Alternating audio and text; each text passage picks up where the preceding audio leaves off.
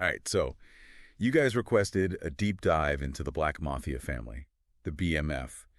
And, well, let me tell you, this story, it's got it all. From the streets to hip-hop, family, ambition, the whole nine yards. Yeah, it's wild how the BMF story, it like intersects with so many parts of American culture, you know. Makes you really think about success, what people will do to get it, that kind of thing. And it all starts with two brothers, from my understanding. Big Meech and Southwest T, right? What was the early days? What were they like back then?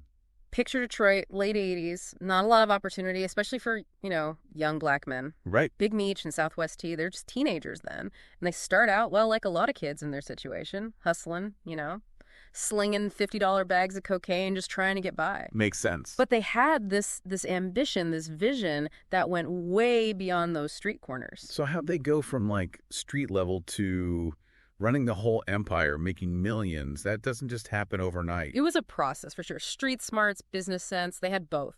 They knew that to really make it big, they had to control everything, the whole supply chain.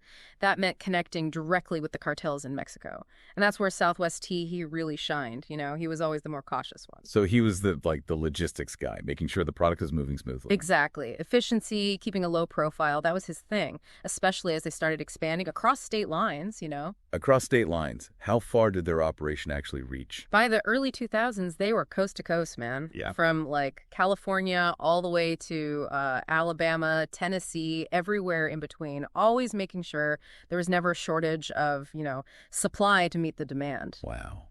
Talk about coverage. But that kind of growth, that kind of reach, that's going to attract some unwanted attention, right? It's bound to happen when you're dealing with that kind of money and power.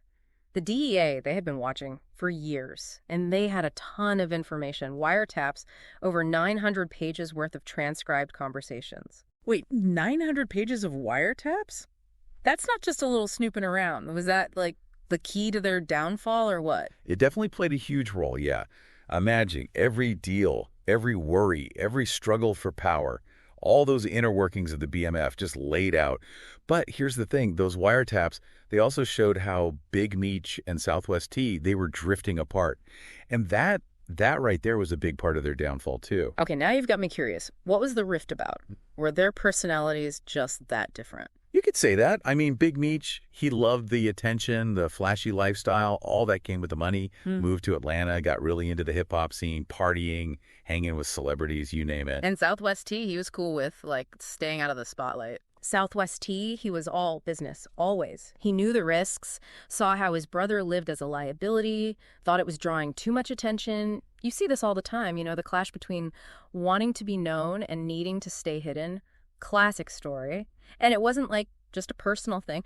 Big Meech, he saw hip-hop as a way to make their money legit, go from drug dealers to businessmen, moguls, that whole thing. He started BMF Entertainment. BMF Entertainment. Yeah. So was that all about cleaning money, or was there something else going on there, too? I'd say it was a little of both. Big Meech, he loved that world, being around famous people, going to award shows, the parties, man. Oh, I bet. Legendary. Legendary. Yeah. But he also saw it as a way out, like an investment, a way to leave the streets behind. But would the music industry even touch that? I mean, bringing in a known, drug lord, that's a risk.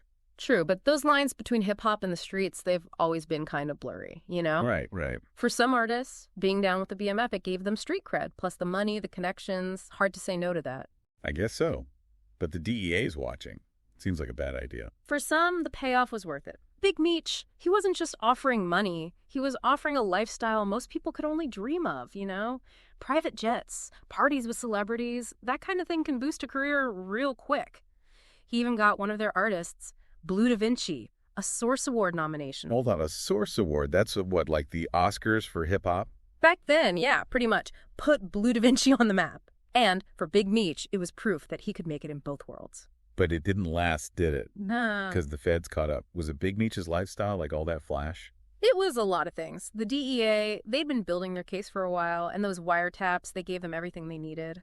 But yeah, Big Meech, he liked to be seen. All those parties, the money he was spending, made him an easy target.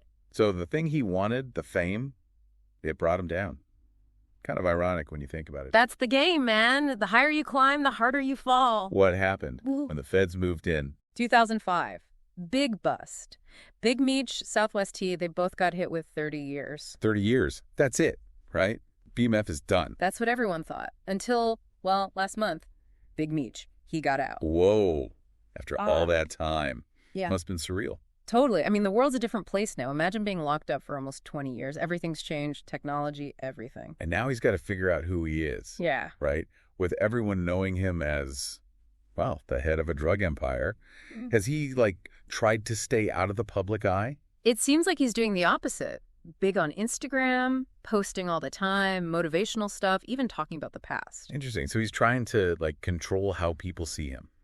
It's wild, right? He's using social media to kind of rewrite his own story. It makes you wonder, can someone like that, with his past, can they really ever just, outrun it? Exactly. He talks about redemption, about using his experience to, guide young people, steer them in the right direction. Right.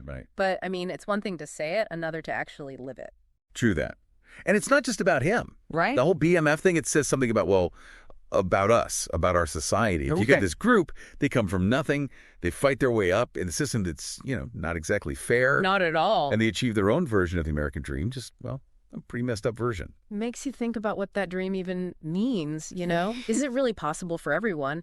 Or do some people, do they have to take a different path, a darker path to get there? It's a tough question. And the BMF story, it doesn't really give you an easy answer. Nope. And we can't forget about the whole hip-hop connection, right? The parties, the artists, that whole image Big Meech cultivated. Mm-hmm. Did that change hip-hop? I mean, did it change how we see success, what we think it takes to make it? It's hard to say definitively how much they influenced things, but, they were glamorous, they were dangerous, people were drawn to that, and it made some people wonder, is this what it takes to really make it in hip-hop? Do you need that connection to the streets, to that darker side of things? So where does that leave us? What's the takeaway from all this? Besides, just a crazy story. I think it's a reminder to really think about the stories we tell ourselves, about success, ambition, what really matters, and the price you might have to pay for it. The BMF, they're a cautionary tale, for sure. A reminder that the American dream, it can be a dangerous thing to chase, especially for those who the system's always failed. It's a story that sticks with you, that's for sure. Makes you think about choices, consequences, that line between right and wrong. And now, with Big Meech out, who knows what's next? How's he going to navigate this new world? Will he really change? It's like you said, can you ever outrun your past? Or does it always catch up eventually? Something to think about as we wrap up this deep dive into the Black Mafia family.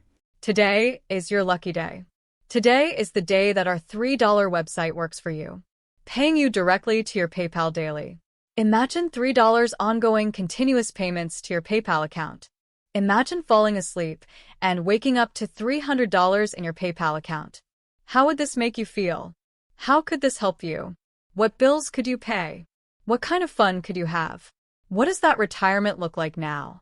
All for a one-time payment of $3. This website is DFY done for you, fully built and completely hosted, and never stops collecting payments for you. You have spent $3 on coffee on a regular, but that coffee won't help you create multiple streams of income. Click the link below.